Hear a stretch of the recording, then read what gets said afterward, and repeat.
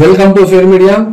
ఇవాళ మీతో షేర్ చేసుకోవాలనుకున్నటువంటి అంశం రాజకీయాలు, భారతదేశానికి సంబంధించి. అందులో కూడా ముస్లింలు, ఆ ముస్లింలకు నాయకులైనటువంటి వాళ్ళు, మళ్ళీ ముస్లింల యొక్క పర్సనల్ లా బోర్డు, దాని యొక్క కార్యకలాపాలు. ఈ ముస్లిం పర్సనల్ లా బోర్డు వక్ఫ్ ఆస్తులకు సంబంధించి పరిరక్షించాలి అని వక్ఫ్ అమెండ్మెంట్ యాక్ట్ కు సంబంధించి నిరసన ప్రదర్శనలు మరియు మీటింగ్స్, బహిరంగ సభలు ఇది వరుస క్రమంలో గత నెల నుండి కంటిన్యూ చేస్తుంది. కాబట్టి అనగా వివిధ ప్రాంతాల్లో ఇది ఆల్ ఇండియా ముస్లిం పర్సనల్ లా బోర్డు అనబడేది ఆల్ ఇండియా స్థాయిలోనే ఉంది. కానీ ఇది హైదరాబాద్ ప్రోడక్ట్, అనగా హైదరాబాద్ లో ఇది ఏర్పాటు చేయడం జరిగింది. హైదరాబాద్ బేసిస్ గా ఉన్నటువంటి ఒక ఎన్జిఓ ఇది. ఇదంతా ఎందుకు చెప్పవలసి వస్తుంది అంటే, ముస్లింలకు సంబంధించి అసలు నాయకులు ఎవరు, ముస్లింలు ఎవరు అనబడే ప్రశ్న అది అదనం. ముస్లింలు ఎవరు అనడం కంటే ముందు ముస్లింలు ఎన్నుకునేటువంటి నాయకులు ఎవరు, అసలు ఈ నాయకులు అనబడేటువంటి వాళ్ళు ముస్లింలు ఎన్నుకున్న నాయకులా, లేకుంటే తామకు తాముగా నిర్ణయించుకున్నటువంటి నాయకులా, లేకుంటే ఒక్కొక్క ప్రాంతానికి సంబంధించి ప్రజల చేత ఎన్నుకోబడ్డ నాయకులా అనబడే ప్రశ్న వస్తున్నది. ముస్లింస్ అనగానే ఒక గడ్డము, ఒక టోపీ, ఒక షెర్వానీ, ఒక పైజామా వేసుకున్నటువంటి వ్యక్తులు భారతదేశ వ్యాప్తంగా ఏ ఫుట్పాత్ చూసినా కూడా, ఇక్కడ మోటార్ షాపులలో వెల్డింగ్ పనులు చూసినా కూడా, హోటల్ పనులు చూసినా కూడా, బట్టల షాపులు చూసినా కూడా, చిన్న చిన్న వృత్తులు చేసుకుంటూ ఉండేటువంటి వాళ్ళ యొక్క సమాజమే ఈ యొక్క ముస్లిం సమాజము. మరి ముస్లిం సమాజము భారతదేశంలో ఎంతమంది అనబడే విషయానికే వస్తే 14.20 20 కోట్ల మంది భారతీయులు భారతదేశంలో ఇక్కడ పుట్టినటువంటి వాళ్ళు. ఇక్కడ ఇస్లాం మతం విదేశం నుండి వచ్చినా కూడా ఈ యొక్క లోకల్ గా ఉండేటువంటి ఇన్హాబిటెంట్సే భారత గడ్డపై, అనగా భారతదేశం లేనటువంటి ప్రాంతం నుండి ఇక్కడ జీవనం కొనసాగిస్తూ తమ యొక్క లాయల్టీ, నమ్మకాన్ని, మత విశ్వాసాన్ని మార్చుకున్నటువంటి వ్యక్తులుగానే ఇక్కడ భారతదేశంలో ఉన్నారు. కాబట్టి పడనటువంటి వాళ్ళు, ఈ యొక్క ముస్లిం సంస్కృతి అంటే గిట్టని వాళ్ళు, ముస్లిం యొక్క గెటప్ను నచ్చని వాళ్ళు, ముస్లింల యొక్క భాషను నచ్చని వాళ్ళు, ముస్లిం మతం అంటేనే దాన్ని వ్యతిరేకించేటువంటి వాళ్ళు, నరాన దాన్ని జీర్ణం చేసుకొని బ్రతికేటువంటి వాళ్ళు, ఆ యొక్క హేటును, ఆ యొక్క విషాన్ని నిలువున కడుపులో నుండి మెంటిగా నుండి మొదలు పెట్టుకుంటే గోటి దాకా కూడా వాళ్ళను అవహేళన చేసేటువంటి 100 సంవత్సరాల క్రితము పుట్టినటువంటి ఆలోచన, సరళి ఆలోచన విధానము ఇవాళ భారతదేశాన్ని పరిపాలిస్తున్నది.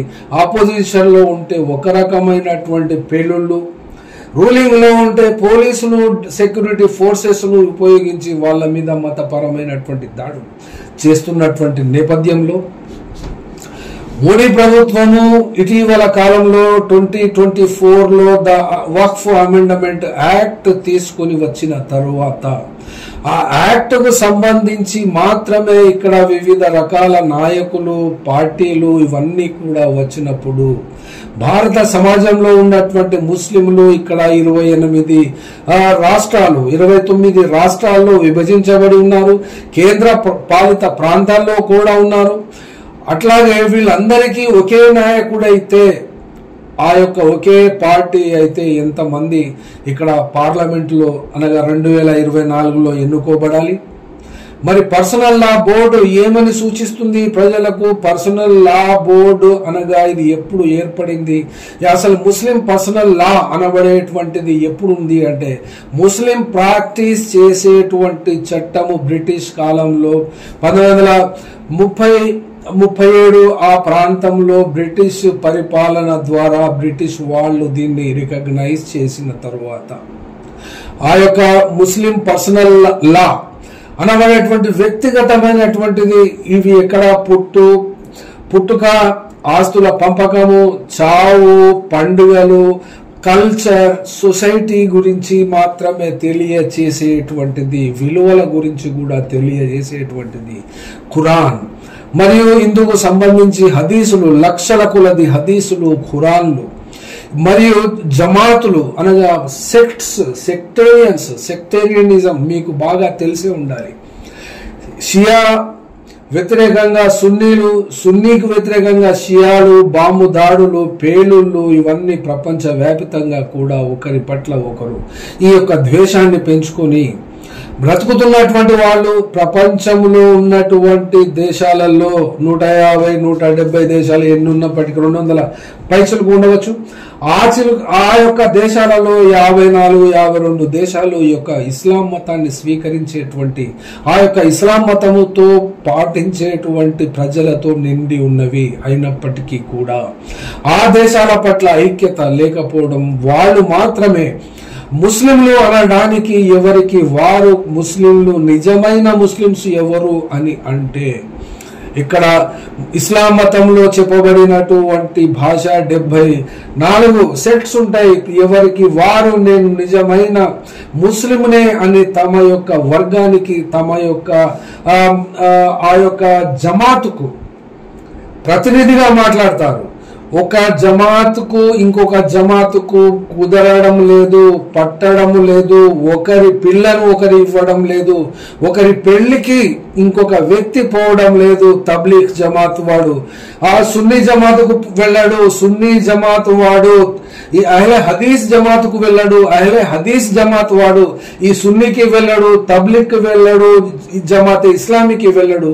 కానీ వాడు మాత్రం తనకు ఇస్లాం ఇచ్చినటువంటి ఆదర్శప్రాయమైనటువంటి ఒక గెటప్, ఒక గడ్డము, అందులో కూడా వివిధ పంచాయతీలు ఇంత పొడుగు ఉండాలా, ఇంత చిన్నగా ఉండాలా, ఉంటే మీసం ఎంత పొడుగు ఉండాలి, గడ్డం ఎంత పొడుగు ఉండాలి, ఎన్నిసార్లు నమాజ్ చదవాలి, ఈ గెటప్ మీద కూడా సమస్యలే.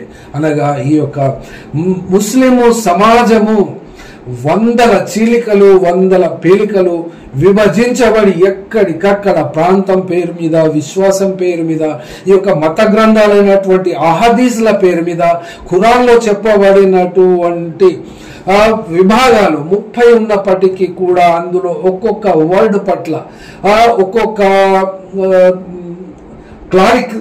క్లారికల్ గా చెప్పాలి అంటే క్లారిక్స్ వాళ్ళు వివిధ రకాలుగా అనువయించుకొని చెప్తే ఒక్క మనిషికి మాట వినడానికి వాళ్ళు ఉన్నటువంటి పరిస్థితులలో ఒక మసీదు అనగా ఒక తబ్లీగ్ జమాత్ మసీదుకు పోయేటువంటి వాడు అహ్లే హదీస్ మసీదుకు పోడు. అట్లాగే అహ్లే హదీస్ జమాత్ వాడు ఒక ఆల్ట్రా రాడికల్ లాగా ఆలోచనలు కలిగి ఉండి అన్ని ప్రశ్నలు ఇస్తారు. కానీ వాళ్ళ డ్రెస్ కొంతమందికి ఉంటుంది, కాకపోతే యూనిఫార్మిటీ ఉండదు అని చెప్పడం కోసం ఇదంతా చెప్తున్నటువంటి సందర్భంలో ముస్లింలందరినీ ఏక త్రాటిపై తీసుకొని రావడానికి కూడా ముస్లింలకు సాధ్యము కాదు. ఈ ప్రపంచంలో ఏ ఒక్క క్లారిక్ కానీ ఏ ఒక్క మనిషి నాయకుడు కాలేడు, జాలడు, కాబోడు కూడా. ఎందుకంటే ఇది ఒక శాపమా లేకుంటే ఇది దురవ్యవస్థన అనబడేటువంటి విషయానికి ఈ యొక్క ముస్లిం సమాజమే ఆలోచించుకోవాల్సిందే తప్ప వీళ్లకు ముస్లింలలో తమకు తాముగా పంచాయతీలు పెట్టుకొని వాళ్ళనే ప్రధాన శత్రువులుగా ఎంచుకొని బీజేపీ పక్షం వహించేటువంటి వాళ్లను కూడా ఈ భారతదేశంలో చూస్తున్నాము. ఆర్ఎస్ఎస్ వాళ్ళ పంచన చేరేటువంటి వాళ్ళను కూడా చూస్తున్నాము. సాటి మనిషి వాడు ఒక ముస్లిం అనబడేటువంటి దానికి ఒక తెగ, ఒక మనిషి వాడు అనబడేదానికి నిరాకరిస్తున్నాడు, దాన్ని రికగ్నైజ్ చేయడానికి అనుమానిస్తున్నాడు. ఇందులోపట ఇప్పుడు బ్రతికేటువంటి వాళ్ళందరూ కూడా ఈ యొక్క దుర్మార్గమైనటువంటి అలవాట్లకు మరియు ఆ యొక్క ఆలోచన సరళికి దెబ్బ తిన్నటువంటి వాళ్ళే, దెబ్బ తినేటువంటి వాళ్ళే వచ్చేటువంటి తరాలు కూడా దెబ్బ తినడానికి రెడీగా ఉన్నటువంటి ఈ యొక్క ఆ యొక్క వాతావరణాన్ని భారతదేశ వ్యాప్తంగా కూడా ఇక్కడ తయారు చేసి పెట్టుకున్నారు. ఎందుకనంటే మతాన్ని అమ్ముకోవడం, తమ భుక్తి కోసం, బ్రతకడం కోసం మదర్సాలు పెట్టి ఉచితంగా పిల్లలకు విద్యా బుద్ధులు నేర్పించాలని ఇస్లాం మతం నేర్పిస్తే ఈ యొక్క ఇస్లాంలో మతము 10th చదివిన, ఇంటర్మీడియట్ చదివిన, ఆలిము, ఫాజిల్ ఇదంతా చెప్తే వరుస చెప్పుకుంటే మనం ఏందో అనుకుంటాము, కానీ ఇవన్నీ కూడా డిగ్రీసే. ఆలిము, ఫాజిల్ ఇవన్నీ ఏంటి? ఇవన్నీ కూడా బిఏ, ఎంఏ, ఎంఎస్సి, బీకామ్, ఇక మాస్టర్స్ డిగ్రీ, అందులో పట డాక్టరేట్ ఎలాగైతే ఎకాడమిషియన్స్ ఉన్నారో అలాంటి వాళ్ళే ఇందులో పట ఉంటారు. కాకపోతే ప్రాక్టికల్ గా కనబడతారు. గడ్డం ఉంటుంది, టోపీ ఉంటుంది, ఈ యొక్క డ్రెస్సింగ్ ఉంటుంది, షర్వాణి, కమీజ్, పైజమా ఉంటుంది. కాబట్టి ఎవరు చూసినా కూడా ఈ తెలుగు సమాజంలో లేదా యావత్తు భారతదేశ వ్యాప్తంగా కూడా వీళ్ళు నిజమైన మనుషులు అనుకోవడానికి వీళ్ళైనటువంటి తీవ్రమైనటువంటి క్యారెక్టర్స్ ను వీళ్ళు కలిగి ఉన్నారు. కాబట్టి ముస్లిం యొక్క కల్చర్ కానీ, ముస్లింల యొక్క వాళ్ళ దైనందినటువంటి జీవితంలో పక్క వాళ్లతో అనుసరించేటువంటి శైలి హిందువులతో అతి దగ్గరగా చాలా సారూప్యంతో ఉంటారు. కానీ సాటి మనిషి ముస్లింలకు ముస్లిమే శత్రువుగా ఉంటారు. ఎందుకంటే వాళ్లకు నేర్పించింది ఈ మదర్సాలలో, ఈ యొక్క స్కూల్ ఆఫ్ థాట్స్లలో చెప్తారు. మసీదులలో ప్రతి శుక్రవారము ఆ యొక్క ఒక వ్యక్తి దానికి నియుక్తుడై ఉంటాడు. ఆ నియుక్తుడైనటువంటి వ్యక్తి ఆ యొక్క సమాజానికి సంబంధించి తమ వర్గాన్ని జమ చేసుకుంటాడు.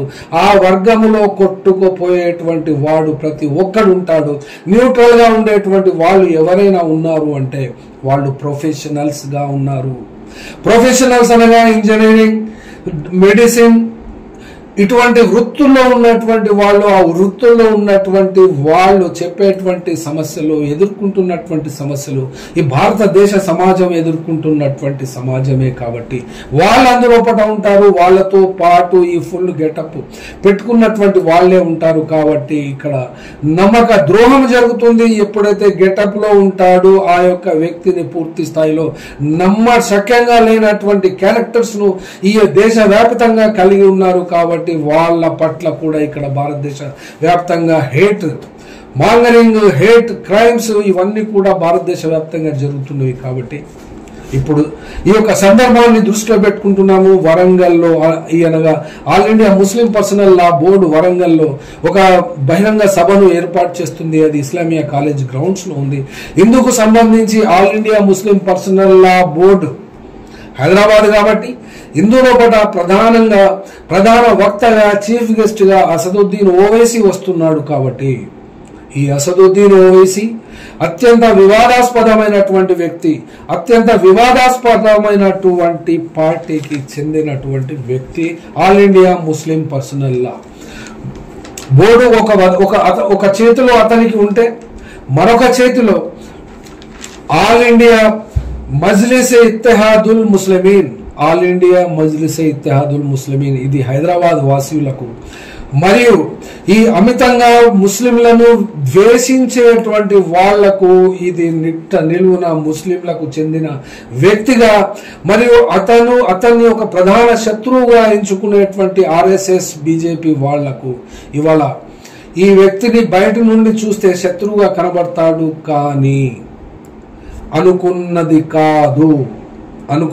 కాకపోవడమే కాకుండా దేశవ్యాప్తంగా కూడా ఎక్కడ ఎలక్షన్స్ జరిగినా అక్కడ తమ అభ్యర్థులను పెట్టి అక్కడ పోటీ సెక్యులర్ గా ఉండేటువంటి పార్టీల యొక్క ఓట్లను చీల్చి బీజేపీ గెలవడానికి ఉపయోగపడుతున్నాడు అని నేను దాదాపుగా భారతదేశంలో ఉన్నటువంటి మెయిన్ సిటీస్ ఒక 20-25 సిటీస్ నేను తిరిగినప్పుడు అక్కడ నేను తెలంగాణ వాడిని, హైదరాబాద్ వాసిని, వరంగల్ వాసిని అని చెప్తే ఫస్ట్ వచ్చేటువంటి పేరు ఈ అసదుద్దీన్ ఓవైసీ ఫ్యామిలీకి సంబంధించి వాళ్ళు చేసేటువంటి దురాగతాలకు సంబంధించి ఆయన బి టీం అని వచ్చేటువంటి విమర్శలనైతే మేము చెప్పుకునే స్థాయిలో చెప్పినాము.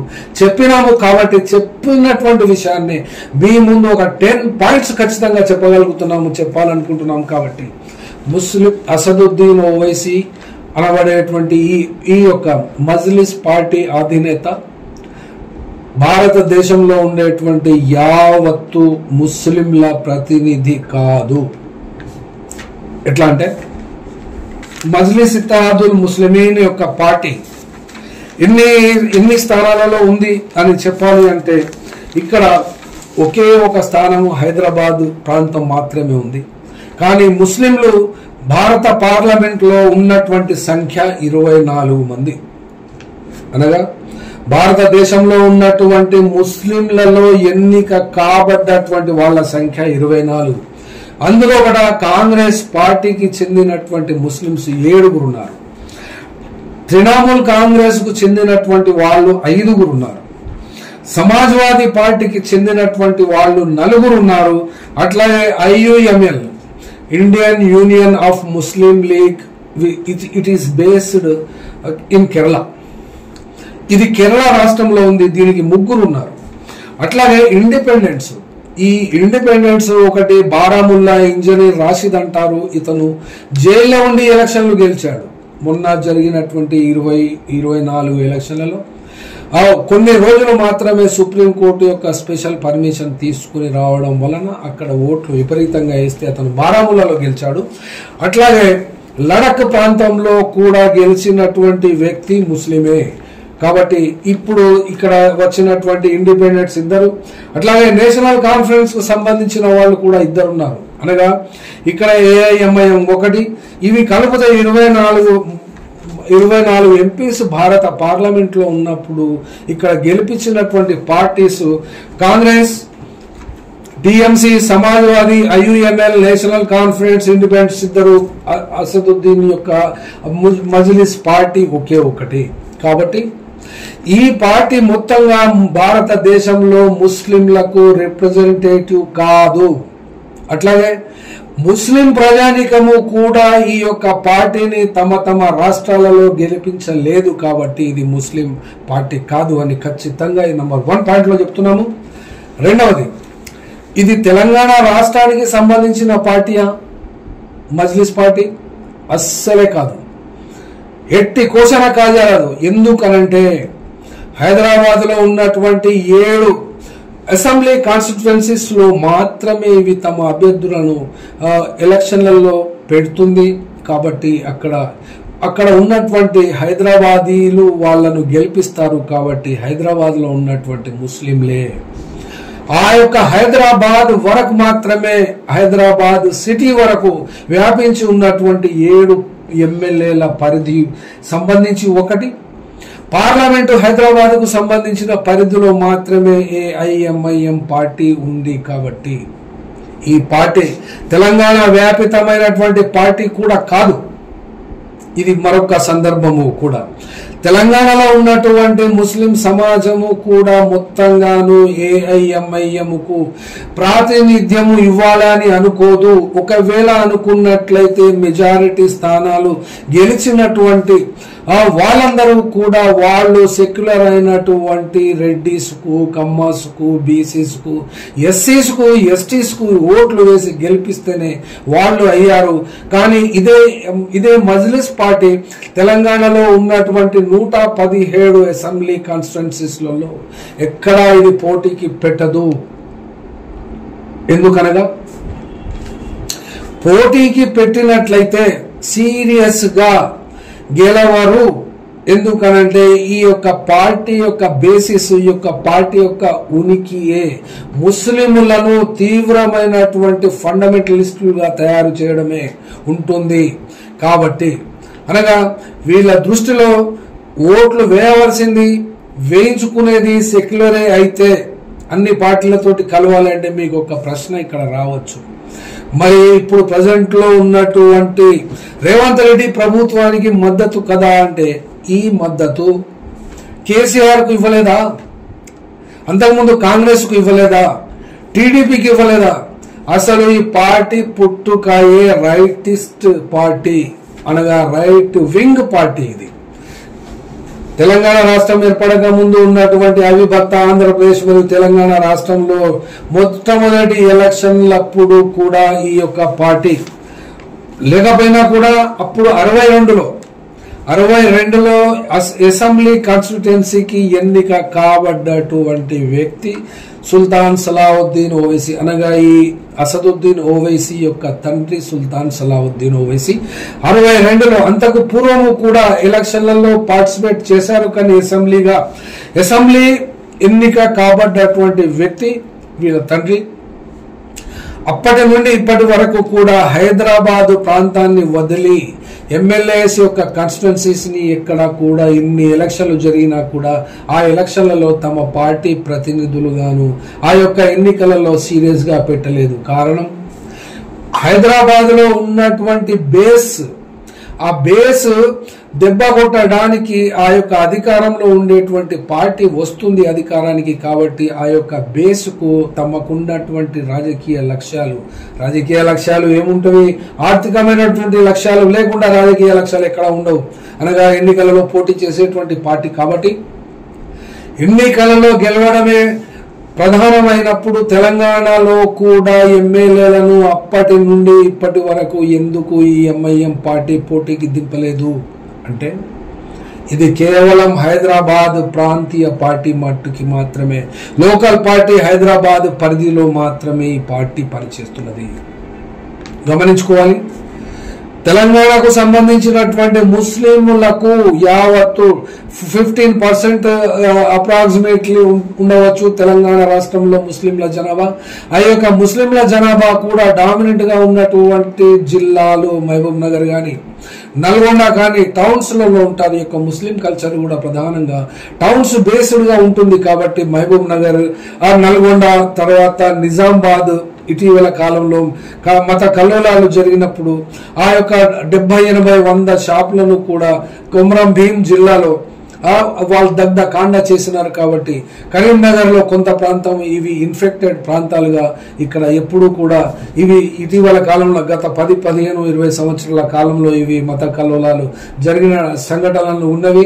అప్పుడు ఇన్స్టాంట్ గా ప్రభుత్వాలు తీసుకునేటువంటి సీరియస్ చర్యల వలన వాళ్ళను అరెస్టులు, జైలు ఇవన్నీ చేయడం మూలన, క్రష్ చేయడం మూలన ఇప్పటికీ కూడా ఈ యొక్క పార్టీ మనగడ సాగిస్తున్నది. కరీంనగర్లో కార్పొరేషన్లో 2, 3, 4 సీట్లు ఏమైనా ఉండవచ్చును. కానీ ఈ యొక్క పార్టీ కూడా తెలంగాణ ముస్లింల పార్టీ కాదు.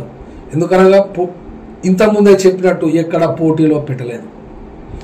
ఇకపోతే మిగిలినటువంటి అంశం ముస్లింస్ బ్యాంక్ ఇంట్రెస్ట్ చాలా ఘోరమైనటువంటి పాపముగా దాన్ని నిషేధించుతారు. ఇస్లాం మతంలో వడ్డీ తినడము లేదా వడ్డీకి ఇవ్వడము బ్యాన్, ఇది ప్రొహిబిటెడ్. ఇది కానీ దారుస్సలాం బ్యాంక్ కోఆపరేటివ్ బ్యాంక్ నడిపిస్తుంది. ఈ యొక్క దారుస్సలాం బ్యాంక్ నడిపించే వాళ్ళలో ఇది దారుస్సలామే. కాబట్టి ఇందులో కూడా షేర్ హోల్డర్స్ ఎవరున్నారు, ఎవరి పేరు మీద ఉన్నది, ఎవరు దీనికి బేనామీ ఉన్నారు, ఆ యొక్క మేనేజ్మెంట్ విషయాలకైతే పోవడం లేదు. కానీ ఈ యొక్క దారుస్సలాం బ్యాంక్ కోఆపరేటివ్ బ్యాంక్ ఏది ఉన్నా కూడా దీంట్లో మనము ఫిక్స్డ్ డిపాజిట్ చేస్తే 1 లక్ష రూపాయలకు కానీ 50,000కు కానీ 7.25% ఆ డిపాజిట్ దారుడికి ఈ యొక్క దారుస్సలాం బ్యాంక్ వడ్డీ ఇస్తుంది. నెక్స్ట్ వేరొక పేదవాడు అదే గనక బ్యాంకు నుండి లోన్ తీసుకుంటే అదే 1 లక్ష రూపాయలు 12% ఇంట్రెస్ట్ కలెక్ట్ చేస్తారు ఆ వ్యక్తి దగ్గర.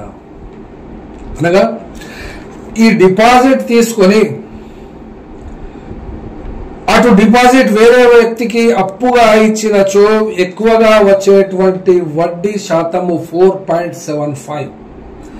దీన్ని దారుస్సలాం బ్యాంకు కరెంటు బిల్లులకు, అందులో ఉద్యోగాలు చేసేటువంటి వాళ్ళ జీతాలకు, ఆ యొక్క బ్యాంకు ట్యాక్స్ కు లేకుంటే మెయింటెనెన్స్ కు ఏమైనా చెప్పవచ్చు. కానీ ఇది ఇస్లాం మతములో చాలా సీరియస్ గా నిర్ణయించబడినటువంటి అంశము, నిర్వచించబడినటువంటి అంశం. కాబట్టి దీనికి కూడా ఈ రకమైనటువంటి క్యారెక్టర్ ను కలిగి ఉండడము, ఈ క్యారెక్టర్ కలిగి ఉన్నటువంటి వ్యక్తి ఈ వరంగల్లో జరగబోయేటువంటి వక్ఫ్ వ్యతిరేక ప్రదర్శనకు ఒక చీఫ్ గెస్ట్ గా రావడం ఏమిటి అనబడేటువంటి ప్రశ్న కూడా ప్రజాస్వామ్య శక్తులకు, సెక్యులర్ వాదులకు, కమ్యూనిస్టులకు, అంబేద్కరిస్టులకు మరియు సాధారణంగా లేక ప్రొఫెషనల్స్ గా ఉన్నటువంటి ముస్లిం సమాజానికి కూడా ఈ విషయము తెలియాలి. అనగా ఇక్కడ రాజకీయాలలో పునీతమైనటువంటి వ్యక్తి కానీ స్వచ్ఛమైనటువంటి మనిషి కానీ ఎక్కడ దొరకడు. అనగా రాజకీయాలలో రాణించాలి అంటే, రాజకీయము చేయాలి అంటే ఆ రాజకీయ క్రీడలో మనము ఇక్కడ స్వచ్ఛతను చూడలేము, స్వచ్ఛమైనటువంటి మనుషులని కూడా చూడలేము అని చెప్పి ఏమి చూడాల్సి వస్తున్నది? ఒక వ్యక్తి ఎప్పుడు కూడా సర్వశ్రేష్టమైనటువంటి డైమండ్ ఈ భారతదేశంలో ఎలాగైతే హిందూ సమాజంలో కాజాలడో, బ్రాహ్మణ్ సమాజంలో కాజాలడో, క్రీస్తు మతంలో కాజాలడో, సిక్కు మతంలో కాజాలడో, అట్లాగే ఇస్లాం మతంలో కూడా కాజాలడు. ఈవెన్ ఇస్లాం మతము పుట్టినటువంటి సౌదీ అరేబియా యొక్క రాజు కింగ్ సల్మాన్ కూడా 100% ఎవ్వరు ఈ భూమిలో.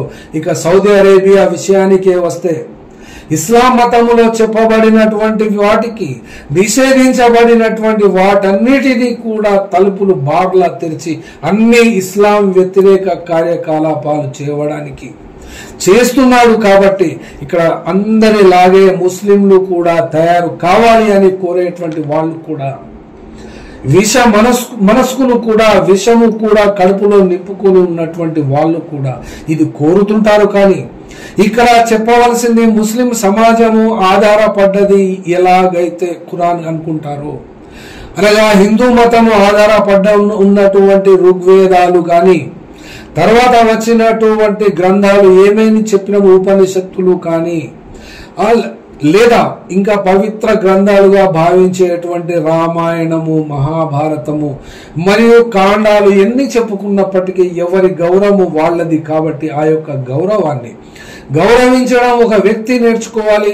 ఆ యొక్క అందులోపట ఏ అంశాన్ని అయితే పరిశీలన చేసుకునో చేయకనో వంశ పారంపర్యంగానో సాంస్కృతికంగానో ఆ యొక్క అంశాన్ని కనుక ఎవరైనా పూజించినట్లయితే ఆ పూజకు ఉండేటువంటి శాస్త్రీయతను అందులోపట ఉండేటువంటి రేషనాలిటీని చూడకుండా ఆ వ్యక్తి పూజిస్తున్నాడు. కాబట్టి ఆ వ్యక్తిని శాసించడం కాకుండా, ఆ వ్యక్తిని దూషించడం కాకుండా, ఆ వ్యక్తిని ప్రేమించడమే గనక నేర్చుకున్నట్లయితే అతను ఒక హ్యూమన్ బీయింగ్, ఒక మనిషిగా ఉంటాడు తప్ప ఇక్కడ వేరే వాళ్లకు కమ్యూనిస్టులు అనబడేటువంటి వాళ్లకు కూడా ఇలా పునీతమైనటువంటి చర్య, పునీతమైనటువంటి పియస్ పర్పస్ కానీ అవి కానీ లేకుండా పోయినటువంటి కల్మషమైనటువంటి విష సంస్కృతి నిండిపోయినటువంటి సమాజంలో బ్రతుకుతున్నారు. కాబట్టి ఇక్కడ అంశాల వారీగా మాత్రమే ఒక వ్యక్తి చేసేటువంటి చర్యలు ఉండాల్సిందే తప్ప అతని వెనక ముందు 4 దిక్కుల 4Dలో చూస్తే ఎవరు కూడా తెలుగు సామెత సొక్కము కాదు అనబడేటువంటి విషం వస్తుంది. ఆ విషయమే తేలుతుంది, గురువింద గింజలాగా తయారవుతారు. కాబట్టి ఏ మానవుడు పవిత్రుడు కాదు, పవిత్రత రాజకీయాలలో ఉండదు. కాబట్టి ఇక్కడ వక్ఫ్ బోర్డు వ్యతిరేకంగా ఒక్క మాటలో ముస్లింల సమాజాన్ని ముస్లింలందరూ కలిసి 100,000 మంది కలిసినా కూడా ఐక్యము చేయనటువంటి విషయాన్ని ఇక్కడ మోడీ ప్రభుత్వము కానీ, ఆర్ఎస్ఎస్ వాళ్ళు కానీ, బీజేపీ వాళ్ళు కానీ ముస్లింలపై ఎంత తీవ్రంగా దాడి చేస్తారో అంతే తీవ్రమైనటువంటి దాడితో ఆ దాడికి గురైనటువంటి వాళ్ళందరూ కూడా ముస్లిం సమాజము పోలరైజ్ అవుతుంది, ఐక్యమవుతుంది. కాబట్టి ఇక్కడ తెలంగాణలో జరుగుతున్నటువంటి ఆల్ ఇండియా ముస్లిం పర్సనల్ లా బోర్డు యొక్క నిరసన ప్రదర్శనలు కానీ ఏవైనా కూడా ఒక వ్యక్తిగా కాకుండా, ఒక రాజకీయ పార్టీగా కాకుండా ఒక అంశముగా ఈ యొక్క వక్ఫ్ ఆస్తులు ఎంత 9,75,000 ఎకరాలు ఉండవచ్చు. ఆ యొక్క ఆస్తికి సంబంధించినటువంటి మొత్తము కనుక లెక్కేసుకుంటే ఒక 10 లక్షల కోట్లు, 9 లక్షల కోట్లు, అంతకంటే మించి అయ్యే సమస్య లేదు. కానీ లెక్కకు చెప్పాలంటే 1,20,000 కోట్లు మాత్రమే. ఆ విషయాన్ని మోడీ ప్రభుత్వము ఈ యొక్క ఆస్తులను అన్నిటినీ కూడా స్వాధీనపరుచుకుంటే వీళ్ళందరూ ఏమవుతారు అంటే ఇక్కడ సామాన్యుడైనటువంటి ముస్లిం మనిషి నష్టపోవడానికి ఏమీ లేదు. ఎందుకంటే అతను రోడ్ల మీద కూలి మాత్రమే చేసుకుంటాడు. ఆ పూట గడుస్తుంది. కొంత అప్పర్ స్టార్ట్ ఉంటే ఉండవచ్చు, అది కూడా గల్ఫ్ దేశాలకు పోయి సంపాదించుకున్నది.